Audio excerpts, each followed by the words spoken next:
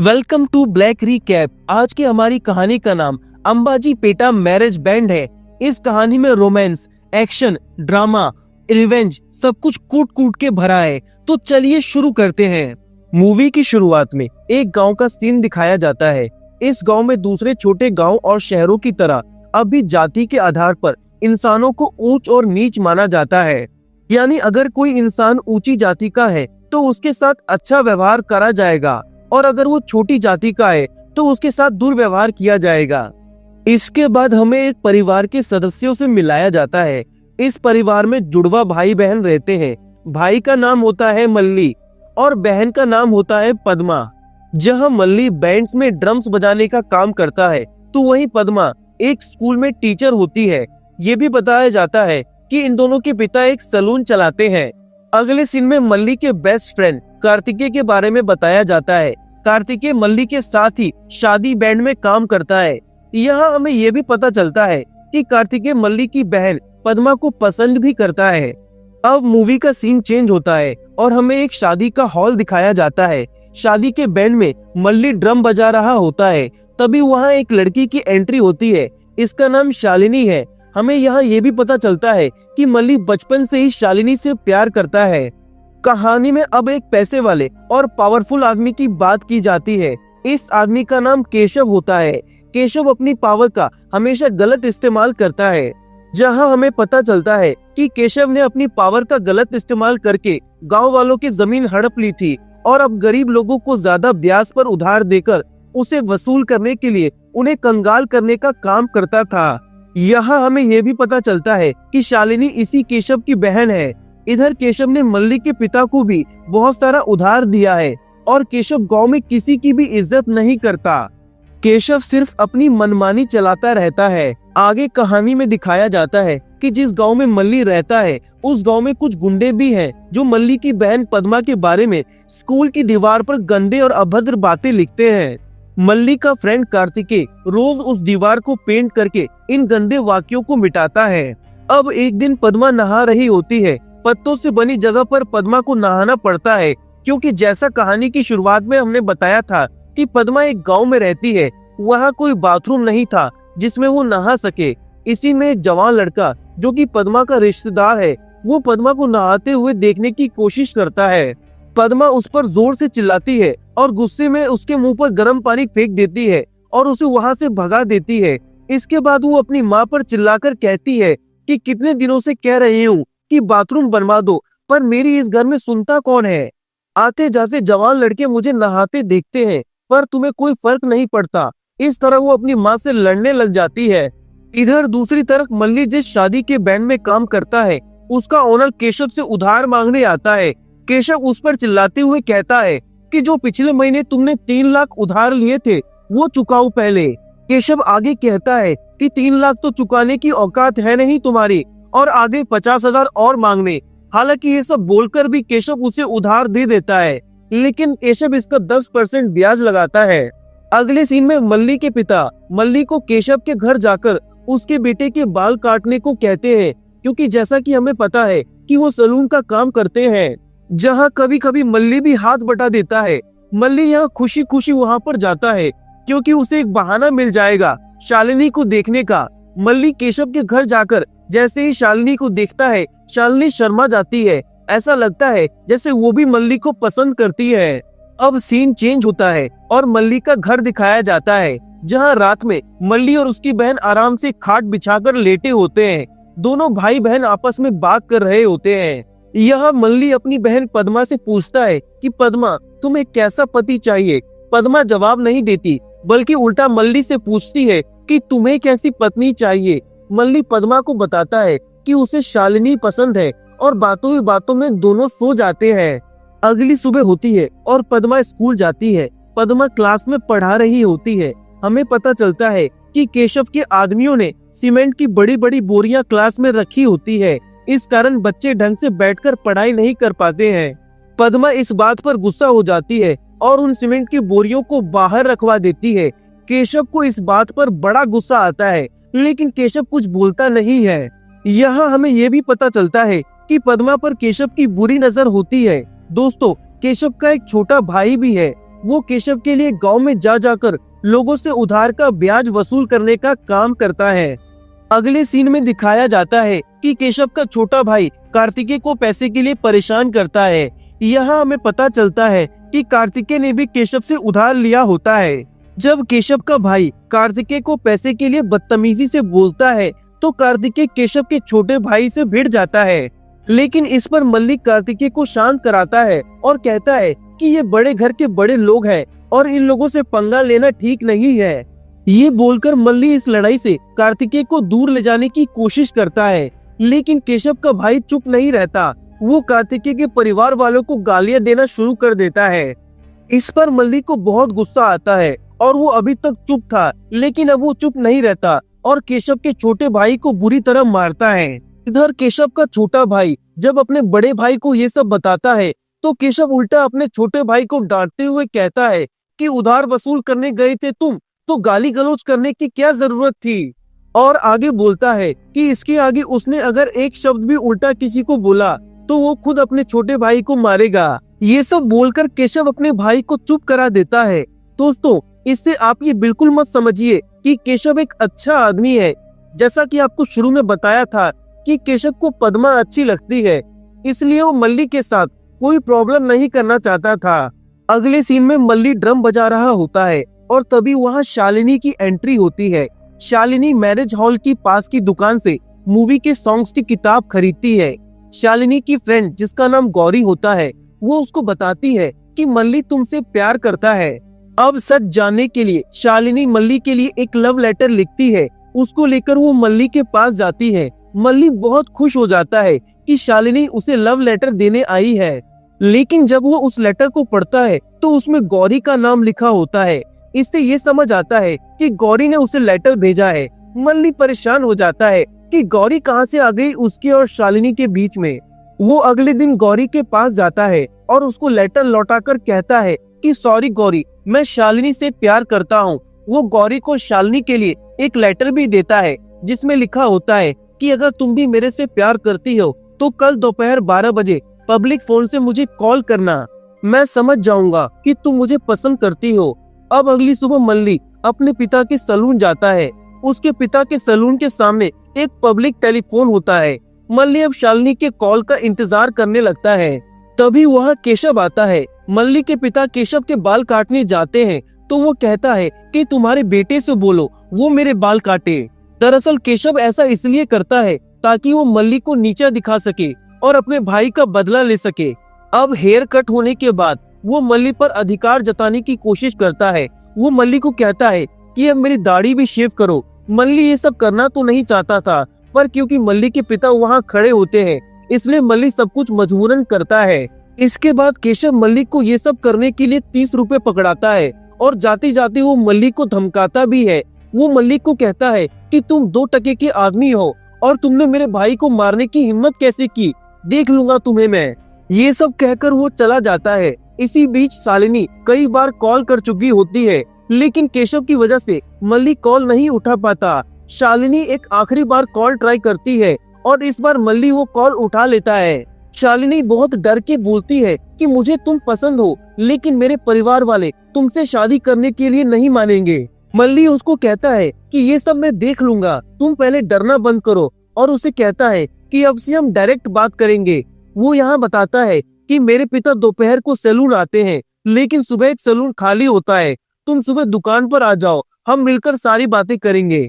अगली सुबह मल्ली सैलून जल्दी खोल देता है और अपने बेस्ट फ्रेंड कार्तिकेय को वॉचमैन बना देता है। वो उसको मेन गेट पर बिठा देता है और कहता है कि अगर कोई भी वहाँ आए तो मल्ली को वो आवाज दे देगा। अब थोड़ी देर में शालिनी भी वहाँ आ जाती है। वो दोनों बहुत देर तक प्यार भरी बातें करते हैं। अब धीरे धीरे वो लोग ये काम रोज करने लगते हैं। वो लोग इसी तरह छुप छुपा कर सुबह दुकान पर मिलने लगते हैं। जब भी वो मिल नहीं पाते, मल्ली शालिनी से कॉल पर बात करते रहता है। अब एक दिन ऐसे ही मल्ली शालिनी को कॉल करता है, पर केशव देख लेता है। केशव तुरंत कॉल उठाता है और मल्ली केशव की आवाज सुनकर कॉल काट देता है। लेकिन इसके बाद भी मल्ली और शालिनी का सैलून में मिलना जारी रहता है। दोनों का सैलून में रोमांस चलता है। अगले सीन में शालिनी मल्ली के लिए कार्ड खरीद कर लाती है और अपने घर में छुपा देती है। हालांकि केशव ये कार्ड देख लेता है। उस कार्ड में कुछ अंग्रेजी में लिखा होता है, लेकिन क्योंकि केशव को अंग्रेजी नहीं आती है, वो समझ नहीं पाता कि ये कार्ड किसने किसको दिया है, इसलिए वो वापस उस कार्ड को अलमारी में रख देता है। फिर अगले दिन मल्ली और पद्मा दोनों का जन्मदिन होता है, क्योंकि दोनों जुड़वा भाई बहन थे। मल्ली ने पद्मा के लिए 1000 रुपए जोड़े थे और वो उसको एक साड़ी दिलाता है। बदले में पद्मा भी मल्ली को एक शर्ट गिफ्ट करती है। फिर गौरी आती है और वो मल्ली को एक कार्ड देती है और बताती है कि शालिनी ने तुमको तुम्हारे बर्थडे पर ये कार्ड दिया है। मल्ली इस कार्ड को लेकर बहुत खुश हो जाता है और अपने बर्थडे की खुशी में मिठाई बांटना चालू कर देता है। मल्ली जिस शादी के बैंड में मिठाई बांटने जाता है, उसी बैंड में केशव बैंड के ओनर से उधार वसूल करने के लिए आता है। मल्ली केशव को भी मिठाई देता है, लेकिन केशव वो मिठाई नहीं लेता और वो मल्ली के हाथ में वो कार्ड देख लेता है। ये वही कार्ड था दोस्तों जो केशव ने अपने घर में देखा था। अब केशव को मल्ली पर शक होने लगता है। तभी मल्ली के फोन पर कोई बार बार कॉल कर रहा होता है। हालांकि केशव ये देख नहीं पाता कि उसकी बहन शालिनी का कॉल ही मल्ली के मोबाइल पर आ रहा है। केशव को टेंशन होने लगती है। उसे मल्ली पर बहुत ज्यादा शक होता है। वो तुरंत घर जाता है और चेक करता है कि वो कार्ड अलमारी में रखा है कि नहीं। उसको वो कार्ड वहाँ नहीं मिलता है। अब उसका शक यकीन में बदल जाता है। उसे पता चल जाता है कि मल्ली और शालिनी का कुछ चल रहा है। फिर वो अपने यकीन को और पक्का करने के लिए लैंडलाइन फोन की रीडायल को दबाता है, तो मल्ली को कॉल लग जाता है। अब उसे ये बात और भी कंफर्म हो जाती है कि उसकी बहन शालिनी मल्ली से प्यार करती है। उधर पद्मा क्लास में मिठाई बांट रही होती है। उसी बीच केशव का छोटा भाई पद्मा पर जाकर चिल्लाता है कि हमारे पास सीमेंट की बोरियों की जगह नहीं थी, तभी तो हमने उनको क्लास में रखा था, पर तुमने सारा सीमेंट बाहर रखवा दिया जो कल रात की बारिश में गीला हो गया। इस नुकसान की भरपाई तुमको ही करनी पड़ेगी। अब ये सब सुनकर पद्मा को बहुत गुस्सा आ जाता है और वो केशव के छोटे भाई को एक चाटा मार देती है। वो उसको ये भी कहती है कि ये तुम्हारे बाप का घर नहीं है जो तुम यहाँ सीमेंट रखो, ये स्कूल है। फिर से ऐसी बदतमीजी करी तो देख लेना। मार खाने के बाद केशव का भाई फिर से केशव से शिकायत करने जाता है कि उस दिन मुझे मल्ली ने मारा, आज मुझे उसकी बहन ने थप्पड़ मारा। दोनों भाई बहन मुझे मारते हैं, लेकिन तुम बड़े भाई होने के बाद भी किसी पर हाथ नहीं उठाते और न ही उनको सबक सिखा रहे हो। अब केशव, जो पहले से ही मल्ली और शालिनी के प्यार के बारे में जानकर गुस्से में होता है, उसे और गुस्सा आ जाता है और अब वो बहुत खतरनाक आइडिया सोचता है। उसी रात मल्ली शालिनी से उसके घर मिलने जाता है और इसी बीच केशव का आदमी मल्ली के घर आकर पद्मा से कहता है कि आज की रात भी बारिश होगी, सिर्फ आज तुम सीमेंट की बोरी क्लास में रखने दो, कल हम खुद उसे वहाँ से हटा लेंगे। ये बोलकर वो आदमी पद्मा से क्लास की चाबी मांगता है, पर पद्मा साफ मना कर देती है। वो क्लास की चाबी नहीं देती है। जब वो आदमी बहुत विनती करता है तो पद्मा मजबूरी में तरस खाकर वो चाबी उसे दे देती है। वो आदमी पद्मा से कहता है कि केशव सर स्कूल में है, अगर तुम डायरेक्ट उनको चाबी दे दोगी तो ज्यादा अच्छा रहेगा। यहाँ पद्मा का जाने का मन तो नहीं था, पर क्योंकि वो आदमी उसे बार बार बोलता है, इसलिए पद्मा स्कूल चली जाती है। वहाँ जाकर वो देखती है कि क्लास का लॉक तो पहले से ही खुला है और केशव वहीं बैठा है। पूरा सीमेंट भी वहीं क्लास के अंदर होता है। पद्मा केशव पर चिल्लाते हुए कहती है कि ये तुम्हारा गोडाउन नहीं है। अब ये सब सुनकर केशव को गुस्सा आ जाता है और वो गुस्से में पद्मा को मारता है। फिर उसकी साड़ी और बाकी कपड़े खींच लेता है और फिर वो पद्मा के सारे कपड़े जला देता है और उसको यूं ही बिना कपड़ों के वहीं छोड़कर वहाँ से चला जाता है। और इस तरह वो मल्ली का बदला पद्मा से ले लेता है। इधर पद्मा पूरी तरह से टूटकर किनारे में बैठ जाती है कि तभी वहाँ कार्तिकी आता है और वो देखता है कि किसी ने स्कूल की दीवार पर पद्मा का गंदा चित्र बनाया है। उस चित्र में पद्मा ने साड़ी नहीं पहनी होती। कार्तिकी इस चित्र में पद्मा को साड़ी पहनाता है। खिड़की से पद्मा ये सब देख रही होती है। कार्तिकी की नजर पद्मा पर जाती है और कार्तिकी उसकी बुरी हालत देखकर शॉक हो जाता है। वो तुरंत पद्मा को अपनी शर्ट उतार कर देता है, जिसे पद्मा पहन लेती है और फिर उसे किसी तरह घर ले जाता है। पद्मा घर आकर किसी को कुछ भी नहीं बताती है क्योंकि उसकी हालत बहुत खराब थी। वो चुपचाप एक कोने में बैठ जाती है।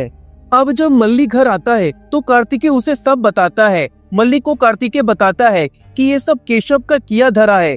मल्ली गुस्से में चाकू लेकर केशव को मारने निकल जाता है।